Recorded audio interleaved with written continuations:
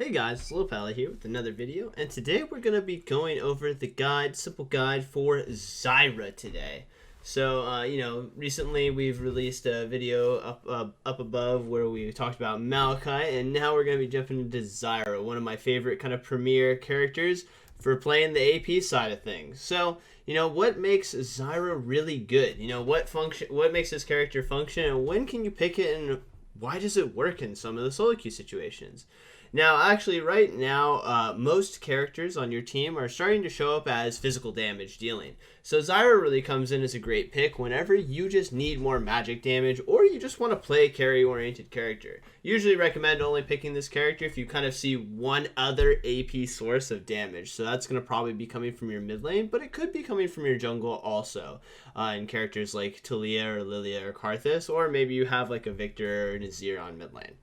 But I really like playing this character just because it kind of gives you just a lot of carry power.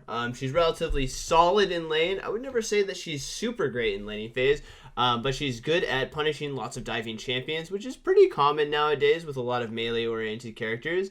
And she's really, really strong at controlling space. Her ultimate allows you to zone away a lot of enemy players. The snare utility allows you to root anybody coming in and diving in, and being able to spawn tons of plants allows you to control chokes and corridors. And if you're doing a good job getting to those neutral objectives first, you'll be able to poke people out before the team fight even starts happening. Warning, warning, warning.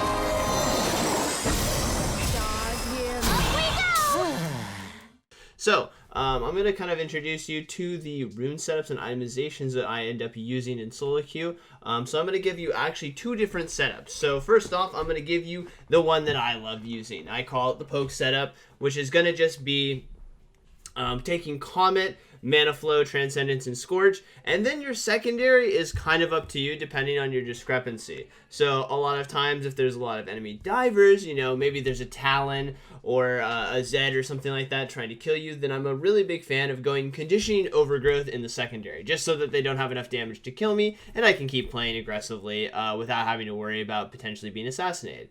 Now, in cases where this isn't the case, or maybe they just have long-range characters, or you just want a little bit more power in your character, I'm a fan of going Domination secondary and getting Taste of Blood, just so that you can have the extra sustain in laning phase, and then getting Treasure Hunter. That way you can get that extra gold, especially in solo queue where you're pretty much always going to stack it, so that you can get that mythic a little bit faster. I've been a big fan of taking this rune secondary, especially since the durability patch, just because it allows you to accelerate your mid game and get to that mythic item really, really fast, which is where I feel like the character comes online.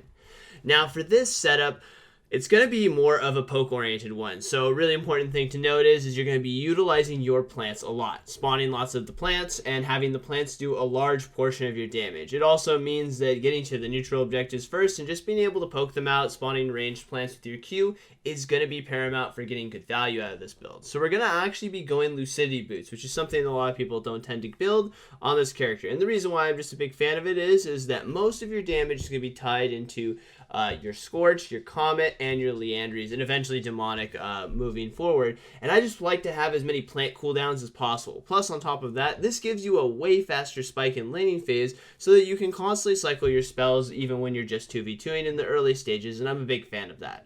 So we're going to be going Lucidities into Liandry's, as you can kind of see as it's pairing together. Then after that, we're going to get Demonic, and the third item is mostly up to you.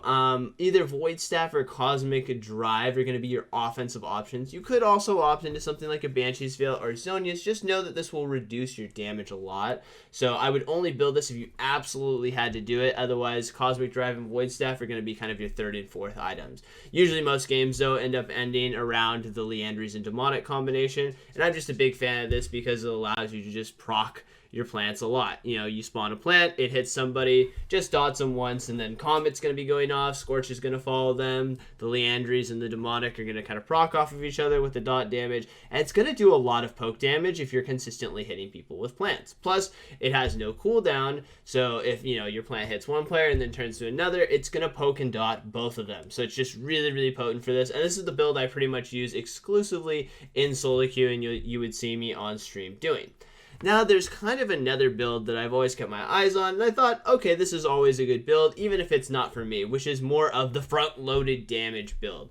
So we're going to actually be going into the Domination tree and taking Electrocute. I know most people would probably ask, well, wouldn't you go cheap shot in this scenario? And I think cheap shot is okay, but in general, I tend to see cheap shot to kind of do pretty mediocre amounts of damage for it being a rune. So I'm a bigger fan of Taste of Blood, but if you feel like you don't need the sustain, you just want any extra bump you can go cheap shot. And then we're just going to take Zombie Ward.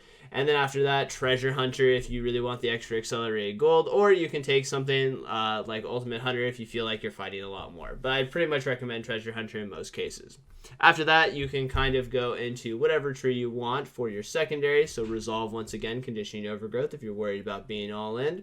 Or you can go to the Sorcery tree and opt into things like Scorch, Transcendence, and Mana Flow, just depending on how comfortable you are with everything. I personally would recommend Mana Flow and Transcendence since I'm just a big mana fanatic, and I really find Ability Haste to be really valuable on this character, even if you're not stacking it and using my build like that. So those are probably the ones that I would end up running. Now this setup is going to be more front-loaded, right? We want to make sure that we're getting our electrocute and blowing people up. Maybe there's really tanky characters that you're going to be hitting a lot, or you just want to have more kill pressure in your laning phase, and this is kind of the opt-in one. So this one, we're going to be taking Sorcerer Shrews for sure, and building Ludens in most cases. Now, a lot of people would ask, okay, but like, you know, Ludens has a cooldown. Why are we building Ludens in most cases? Well, most of it is tied to the fact that Spell Pen is worth more the more you stack. The closer you get someone to 0, the more valuable each point of Spell Pen becomes. So Ludens obviously has the Mythic passive that converts everything into Spell Pen and gives Flat Pen itself. So this kind of synergizes well, on top of the fact that Ludens actually has front-loaded damage in it too. So you kind of seeing the theme with being able to kill characters that are diving in or whatever. And then after that, you're going to be going Shadow Flame just for that more Spell Pen, and then Void Staff after that. Your fourth item is mostly up to you in most cases. I still think Demonic would probably still be pretty good with this character. You could go Death Cap if you ended up being able to get the gold together also, if you're just looking for that front-loaded damage. And this is kind of a more specialty setup. I don't really run this setup too often. I would only really run it if I really needed kills in lane, or if I'm super hyper focused on characters diving my teammates and I need to do a ton of the damage. Maybe you're a solo AP, right? You're the only ability power in your team, so Spell Pen becomes more valuable because they're less likely to be stacking magic resist since they want to build armor for all the physical damage on your team. Alright. So then kind of coming into a couple of things that are really important. So kind of want to explain how plants work because it's very pivotal to how your laning phase works. So number one, if you auto attack a player, then your plants will turn and actually hit that player. And they're tagged for a couple of seconds too, so you can actually auto attack and then spawn a plant, and then it will still hit them if you do it in quick succession. This means that making sure you auto attack frequently in laning phase if you can't hit them with your Qs frequently is really, really important.